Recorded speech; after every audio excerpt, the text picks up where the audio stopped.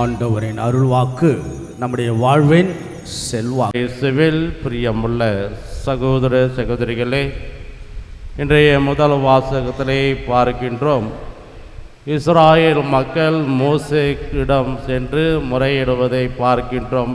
நாங்கள் பாவம் செய்துள்ளோம், நாங்கள் ஆண்டவருக்கும் உமக்கும் எதிராக முணுமுணுத்தோம், ஆண்டவரை விட்டு விலகி வெகு தூரம் சென்று விட்டோம் என்று முணுமுணுத்து தங்கள் பாவ வாழ்க்கையிலிருந்து மீண்டு வருவதற்காக இஸ்ராயேல் மக்கள் மோசேயிடம் முறையிடுவதை நாம் பார்க்கின்றோம்.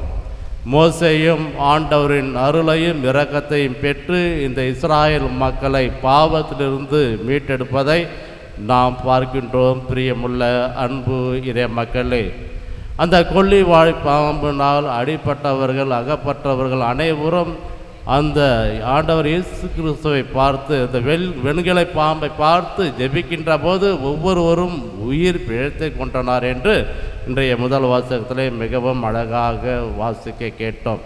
ஆகவே நாமும் நம்முடைய நல்ல நிலையிலிருந்து பாவ வாழ்க்கையில் வாழ்ந்தால் நம் உயிர்த்த ஆண்டவர் இயேசு கிறிஸ்துவை பார்த்து ஜெபிக்கின்ற போது நிச்சயம் நாமும் பாவத்திலிருந்து விடுபட்டு ஒரு நல்ல ஒரு வாழ்க்கையை நாம் வாழ முடியும் என்று இன்றைய முதல் வாசகம் மிகவும் அழகாக சொல்லுகின்றது. இன்றைய இரண்டாவது வாசகத்துக்கு நற்செய்திக்கு வருகின்ற போது இயேசு மிகவும் அழகாக சொல்லுகின்றார், நீங்கள் கீழிருந்து வந்தவர்கள், நானோ மேலிருந்து வந்தவன். நீங்கள் இவ்வுலகத்தை சார்ந்தவர்கள், நானோ இவ்வுலகத்தை சார்ந்தவன் அல்ல என்று மிகவும் அழகாக சொல்லுகின்றார்.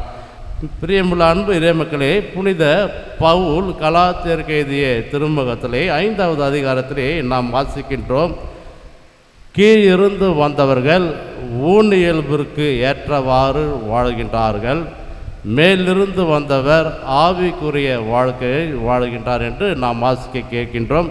இந்த கீழிருந்து வந்தவர்கள் யாரை சார்ந்தவர்கள் என்று பார்க்கின்றது, உலக சார்ந்த வாழ்க்கை வாழ்கின்றவர்கள் உலகக்குரிய காரியங்களை குறித்து அதிக அக்கறை கொள்வார்கள், மேலுமாக வாழ்க்கையை மேலோட்டமாக அணுகுவார்கள், பாவத்தின் கட்டுப்பாட்டில் வாழ்பவர்கள், ஆண்டவரிடமிருந்து அவர்கள் வெகு தூரத்தில் இருப்பவர்கள். இந்த கீழிருந்து வந்தவர்கள் இவர்கள் ஊனியல்பிற்கு சார்ந்த வாழ்க்கையை வாழ்கின்றார்கள். மாறாக மேலிருந்து வந்தவர் ஆண்டவர் இயேசு கிறிஸ்து ஆவிக்குரிய வாழ்க்கையை வாழ்கின்றார். வாழ்க்கையின் ஆழத்தில் அடியெடுத்து வைக்கின்றார்கள், தங்களுக்குள் இருக்கின்ற கடவுளை கண்டு கொள்கின்றார்கள், உலக சார்ந்த வாழ்க்கையையும் தாண்டி உங்களுக்குள்ளே தமக்குள்ளே இறைவன் நம்மோடு பயணிக்கின்றார் என்கின்ற ஒரு உணர்வோடு வாழ்பவர்தான் மேலிருந்து வந்தவர்கள் என்று இந்த பவுல் அடிகளார் அவர்கள் மிகவும் அழகாக சொல்கின்றார்.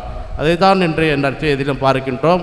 இறை மக்களாகிய நீங்கள் இந்த உலகத்திலிருந்து வந்தவர்கள், கீழிருந்து வந்தவர்கள், நீங்கள் இந்த உலகத்தை சார்ந்த நாட்டங்களையே நாடுகின்றீர்கள், இன்னமும் நீங்கள் ஆவிக்குரிய வாழ்க்கையை நீங்கள் அனுபவிக்கவில்லை என்று மிகவும் அழகாக சொல்லுகின்றார்.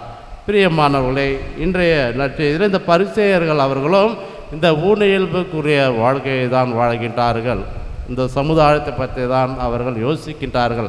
ஆக இந்த ஊனியல்புக்குள்ள வாழ்க்கையை அகற்றிவிட்டு ஆவிக்குரிய இறைவனுடைய அருளை பெற நாம் ஆண்டவரிடத்திலே அவருடைய அருளையும் அவருடைய நம்பிக்கையும் நமக்கு ஒவ்வொரு நாளும் கொடுக்க வேண்டும்படியாக தொடர்ந்து மன்றாடுவோம். இறைவனுடைய அருளும் ஆசீர்வாதமும் என்றும் உங்களோடும் உங்கள் குடும்பத்தோடும் தங்கட்டும். ஆமேன்.